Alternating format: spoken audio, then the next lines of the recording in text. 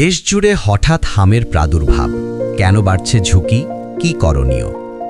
দেশজুড়ে হঠাৎ করেই বেড়ে গেছে হামের সংক্রমণ। বিভিন্ন জেলা থেকে প্রতিদিনই হাসপাতালে আসছে নতুন রোগী, আর শিশুদের মৃত্যুর খবর বাড়াচ্ছে উদ্বেগ। যে রোগ নির্মূলের লক্ষ্য ছিল, এখন সেই হামই আবার বড় স্বাস্থ্য ঝুঁকিতে পরিণত হয়েছে। বাংলাদেশ 2020 সালের মধ্যে হাম নির্মূলের লক্ষ্য ঠিক করেছিল, পরে তা বাড়িয়ে 2026 সাল করা হয়। কিন্তু বাস্তবতা হলো, নির্মূল তো দূরের কথা, দেশ এখন হামের প্রাদুর্ভাবের সঙ্গেই লড়ছে। চলতি বছর এখনও পর্যন্ত প্রায় 34টি শিশুর মৃত্যু হয়েছে বলে হাসপাতাল সূত্রে জানা গেছে। স্বাস্থ্য অধিদপ্তরের রোগ নিয়ন্ত্রণ শাখার পরিচালক হালিমুর রশিদ জানান, দেশে এখনও পর্যন্ত নিশ্চিতভাবে 677 জন হামে আক্রান্ত হয়েছে। যদিও সরকারি হিসাবে মৃত্যুর নিশ্চিত তথ্য নেই, বিভিন্ন হাসপাতালের তথ্য বলছে পরিস্থিতি বেশ গুরুতর। রাজধানীর মহাখালীর সংক্রামক ব্যাধি হাসপাতালে মারা গেছে 15 শিশু। এছাড়া বাংলাদেশ শিশু হাসপাতাল ও ইনস্টিটিউটে 6 জন, ময়মনসিংহ মেডিকেল কলেজ হাসপাতালে 5 জন, চাঁপাইনবাবগঞ্জে 4 জন এবং রাজশাহী, পাবনা ও গোপালগঞ্জে 1 জন করে শিশুর মৃত্যু হয়েছে। Decreasing trend. কেন হঠাৎ বাড়ছে হামের প্রাদুর্ভাব? বিশেষজ্ঞদের মতে একাধিক কারণ একসাথে কাজ করছে। শিশুদের অপুষ্টি, নিয়মিত টিকাদানে ঘাটতি, 2025 সালে টিকাদানের হার হঠাৎ কমে যাওয়া, বিশেষ টিকাদান ক্যাম্পেইন বাতিল হওয়া। সম্প্রসারিত টিকাদান কর্মসূচি EPI অনুযায়ী 2025 সালে হামের টিকার কাভারেজ নেমে আসে মাত্র 57.1%, যা গত 8 বছরের মধ্যে সর্বনিম্ন।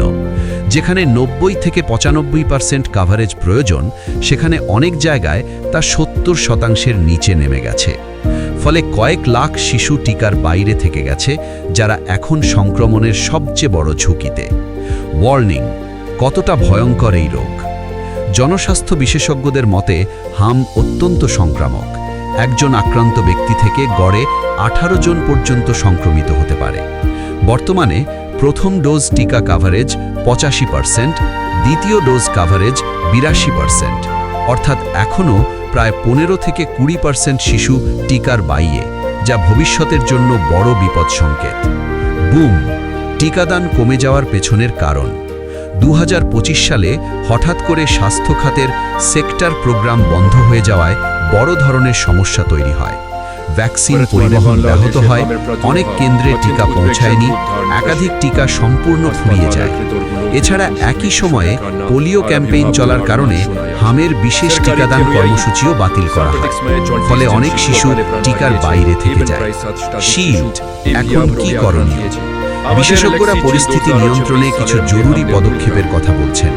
1. দ্রুত টিকাদান জোরদার করা। 6 মাস থেকে 15 বছর বয়সী সব শিশুকে টিকার আওতায় আনতে হবে। 2. আইসোলেশন ও চিকিৎসা ব্যবস্থা। আক্রান্ত শিশুদের আলাদা রাখা, হাসপাতালে পৃথক ওয়ার্ড চালু করা। 3. স্কুল ও ডে কেয়ারে সতর্কতা। সংক্রমণ ঠেকাতে সচেতনতা ও নজরদারি বাড়ানো জরুরি। 4. জাতীয় চিকিৎসা গাইডলাইন। সারা দেশে একই মানের চিকিৎসা নিশ্চিত করতে দ্রুত গাইডলাইন প্রণয়ন। 5. জরুরি স্বাস্থ্য বাজেট। লজিস্টিক, ওষুধ ও চিকিৎসা সুবিধা নিশ্চিত করতে বিশেষ বরাদ্দ। এন্ড টাইম ক্লক: দেরি নয়, এখনই ব্যবস্থা জরুরি। বিশেষজ্ঞরা সতর্ক করেছেন, জুনে পরিকল্পিত টিকাদান ক্যাম্পেইনের জন্য অপেক্ষা করা ঝুঁকিপূর্ণ, কারণ ততদিনে আরও বহু শিশু সংক্রমিত হতে পারে। নতুন টিকা দিলে সাধারণত 10 দিনের মধ্যে শরীরের রোগ প্রতিরোধ ক্ষমতা তৈরি হয়। তাই যত দ্রুত সম্ভব টিকাদান বাড়ানোই এখন একমাত্র কার্যকর সমাধান। ফাইনাল ফর্মুলা সরে: হাম এখন শুধু একটি রোগ নয়, এটি হয়ে উঠছে জাতীয় স্বাস্থ্য ঝুঁকি। সময়মতো টিকাদান ও দ্রুত পদক্ষেপই পারে এই সংকট নিয়ন্ত্রণে আনতে।